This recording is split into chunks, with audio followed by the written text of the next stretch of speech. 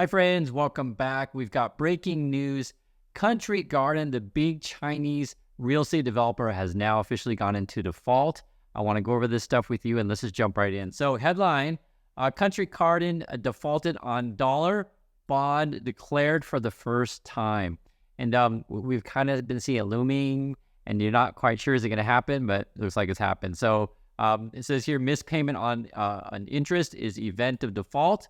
Trustee note, firm warned it didn't expect to make all future payments. So like, hey, we just don't have the money. We don't have the money. But you know, when it like really turns up and like maybe you needed that money, they're supposed to give you, things may or may not cascade. You guys get how this game is played, right? Joe borrows from Mary. Mary borrows from Sue. Sue says, hey, Jill, where's my money? Jill's like, I don't got it. And then suddenly, you know, Sue and Mary and Bob and everyone else is like, wait, what's going on here? I need to make my payments. Why isn't Jill paying up? You guys get the point of this. Let's go forward, read this. Chinese developer Country Garden Holdings was deemed to be default on a dollar bond for the first time ever, underscoring its fall into distress. That's not a great thing. Fall into distress and a broader property debt crisis that's shaken the world's second biggest economy. Country's failure to pay interest, they can't even pay the interest, on the note within a grace period that ended last week constitutes an event of default, according to the notice to holders from trustee City Corp.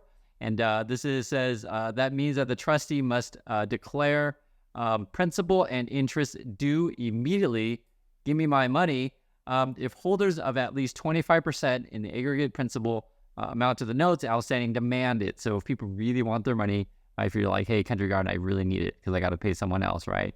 They can do that. Now, this is the part that's interesting. It says, there is no indication that creditors have made any such demand yet. So you can decide what that means to you. Now, you know, just talking out loud, they could try to restructure it and say, well, you know, you didn't pay me today. You know, you missed your 30-day deadline. We'll give you another 30 days, or you know, maybe instead of like the 5 years or whatever, how about 10 years, right? Just pay me something. But the thing is, like, if they can't even make interest-only payments, I don't know. I mean, are they really good for the money? I'm going to show you some charts here, but I want to finish reading through this. I think it's important to get some of the details. The builder among the world's most indebted developers didn't pay $15.4 million bond. So it's actually not that much money. I mean, yes, millions of dollars is a lot of money, but considering that we're talking about billions of dollars on the line, which is kind of a problem if you owe billions and you can't even make the payment of 15 million, you know, probably not so great. By the end of the 30-day grace period, after missing the initial deadline on September 17th, the default had all but appeared official after Country Garden. We wrote that. A spokesperson for Citigroup declined to comment, of course they did, about the trustee notice to Country Garden bondholders. Country Garden didn't immediately offer a comment when it was reached out for Wednesday. Of course, I'm not going to say anything. And one of the things that is important to understand of this is real estate is about 20% of the GDP in China. So essentially, a lot of Chinese people throw their money into real estate as that's a way to store wealth. And, you know, this is something that's very real. You know, traditionally, you would think, hey, you can't get screwed with real estate, right? Just, you know, buy a house, have a place to live, this kind of stuff. But if you don't know the situation, there's a whole bunch of unfinished properties. So there's people who, you know, took out loans for this stuff and they don't have anything, right? And I would be pretty upset. I totally get it. So some have refused to pay. Other situations as well as like Country Garden, you know, they need to get some money. They have also just been in difficulty selling things. Now, some people do still buy said things, and it was interesting because we had the discussion in our community about this, and someone brought up a good point to where like because you know. We were saying, like, why would you buy a home from these guys if they're not finishing their properties? Like, that's kind of pretty risky, right? And then someone was saying, well, you know, we may be getting different news than whatever city that, you know, someone is in. Also, too, you may have high-pressure salespeople that try to get people into it. So that's why you wouldn't necessarily have sales of zero. But, you know, me personally, I wouldn't be touching anything that Country Garden's trying to sell me. They can't even make their own payments, let alone finish building. Because essentially, you give the money, they're just going to give the money to someone that they owe, not necessarily use that money to finish construction. So this is where it gets kind of, you know, dicey, right? How are you going to end this thing? You guys get this, I'm going with this. The company was the country's largest builder by contracted sales for several years. So it's quite big. before plunging to seventh so far in 2023. So it used to be like the number one, and now it's like down to number seven. Despite that decline, it still recently had more than 3,000 housing projects in smaller cities and about 70,000 employees. So it's a big company, you know.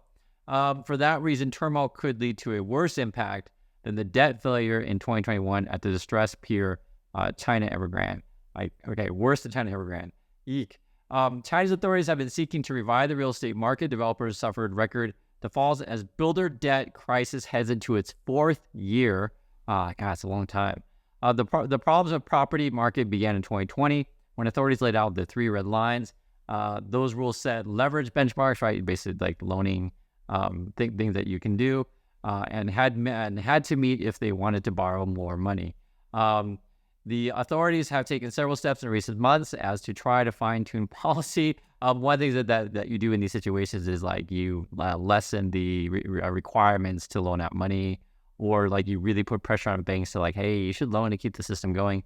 The other thing too that's been going on, we just looked at it, and the news came out that President Xi, essentially they're saying, hey, we're going to do more deficit spending, which is essentially doing kind of what the U.S. route is. And, you know, if you just think about it logically, I have a real estate developer who can't pay its bills.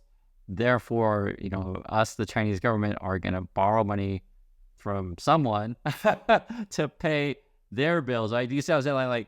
Like it just like logically, it seems like this isn't going to add up after a while, where we're all borrowing money to help other people who already had borrowed money but can't pay it back. And I feel like we have a real problem here. I mean, honestly, it's crazy. Authorities have taken several steps in recent months as to try to fine-tune policy, including broad relaxation of down payment requirements, right? They just try to make it easier to do this stuff, try to cut mortgage rates, but that hasn't been enough to turn things around. Property investment contracted 9.1% for the first 9 months of the year. That's a lot of issues. So essentially they're trying to encourage all these people to go out and, you know, buy houses and do the stuff to like, because like if people are sitting on cash, just regular person, and it's like theoretically, you know, they went out and you know, bought some stuff from Country Garden, then Country Garden could then use that cash and pay off their debts, et cetera. But like, you know, I mean, how do you convince the regular person to do that? That's why you would try to give them incentives like, oh, you're going to get really low rates. But it's like, it doesn't matter if your rate is 0 if they're not going to finish your property, right? You guys see what I'm saying? So I've seen this game before. I used to live in China, so I just kind of know how people talk. It's funny because what you guys don't realize, and I actually wrote a book about it. It's called Positive Angle because I used to live and work in China. But we guys don't realize, like, when we're sort of cynical about the U.S. government, Chinese people are very, very cynical about their government, right? It's the same with any government around the world. They all make promises, and like, can you really believe anything that they say?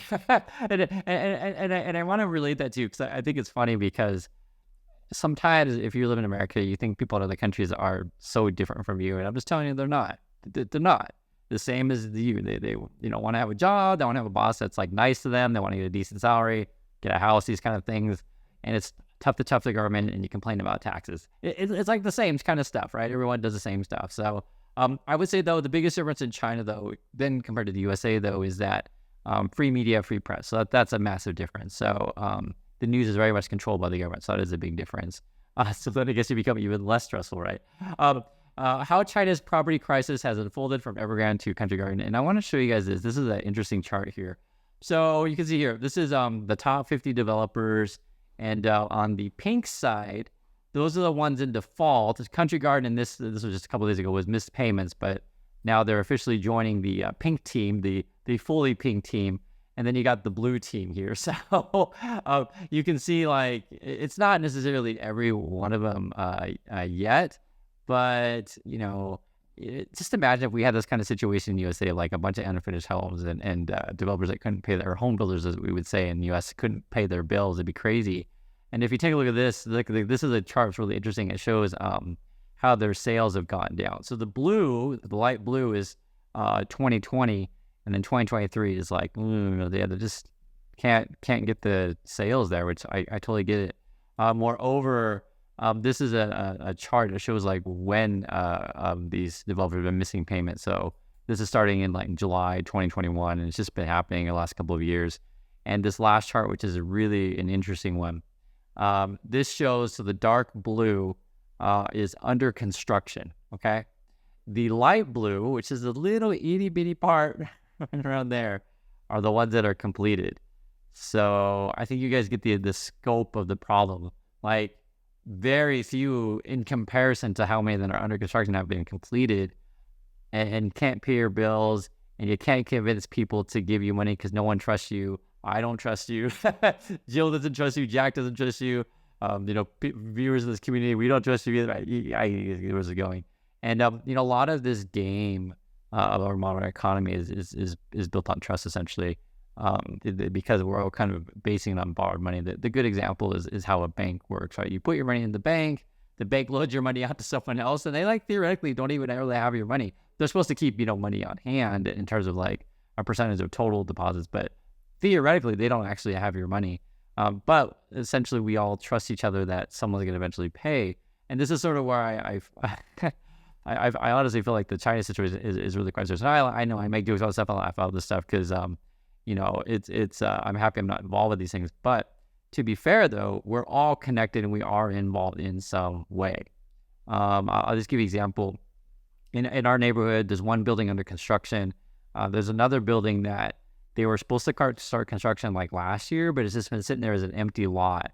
And there's like, there's a hole in the ground. It's like my wife always checks every day on the news, like, are they building or not? It's just, kind of out of curiosity because it's in our neighborhood, but we know the other one's building, but then you always kind of wonder, are they getting enough money to finish these said things? So I'd be curious though, if you see that kind of stuff where you live, or this is more just, say China, Korea. I'm not sure about Japan, honestly. I'm just not sure if there's a bunch of like half-built stuff over there. I would probably venture maybe not, because Japan hasn't been growing for a while. But the money is all connected. I do know, which I have seen. We've seen articles to where Chinese money has gone into cities, like say like in New York or in LA, that kind of stuff. And I know that some of these did have problems. So it depends on what neck of the woods you're in, but don't think that it's not going to affect you, because essentially, right, capital flows everywhere.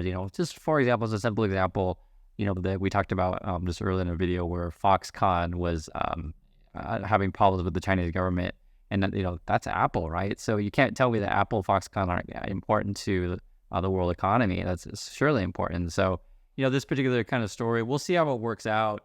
As it said in the early part, is the people who are owed money, are they going to demand it immediately? So people are probably still digesting this. It will be a few hours before they respond, and I'm curious. And there has been some speculation that the Chinese government may just bail all these things out, but like, how does that? I'm just telling them, just like, how does that even make sense? Like, where are you going to get this money from? So they'll probably have to issue a bunch of bonds and stuff like that. And you have another problem in China, which is also very serious. Many municipalities, cities, etc., kind of the mid-tier ones. I don't think it's the biggest ones. I think it's more the mid-tier ones.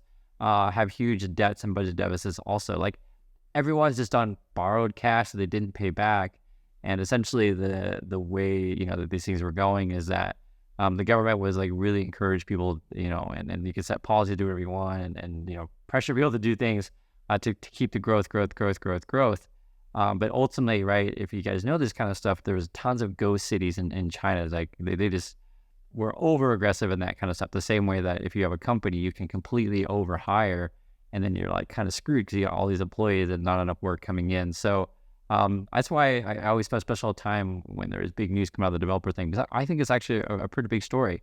And will this be, end up being like the Lehman moment, in history when you look back to what happened in the great financial crisis. So anyway, please share your thoughts on this stuff. I always appreciate you guys watching, and I'll catch you next video.